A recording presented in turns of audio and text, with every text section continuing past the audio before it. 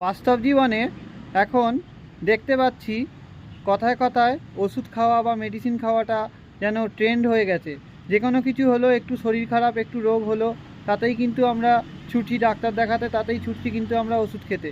সেটা অবশ্যই ঠিক যে প্রয়োজনীয়তায় ওষুধ খান, ডাক্তার দেখান, কিন্তু অপ্রয়োজনীয় শুধু শুধু কিন্তু কখনো ওষুধ বেশি খাবেন না। ওষুধ বেশি খেলে কিন্তু শরীরে বিষক্রিয়ার সৃষ্টি হয়। কারণ ওষুধ হচ্ছে অর্থাৎ ফার্মেসি, অর্থাৎ যেটা মানে অ্যালোপ্যাথিক ওষুধ, এটাতে কিন্তু মানে বিভিন্ন কেমিক্যাল বা বিভিন্ন মানে কেমিক্যাল দিয়ে বানানো হয়। তো যার কারণে যে কোনো ওষুধ অতিরিক্ত খেলে তার সাইড এফেক্ট তো নিশ্চয়ই থাকে।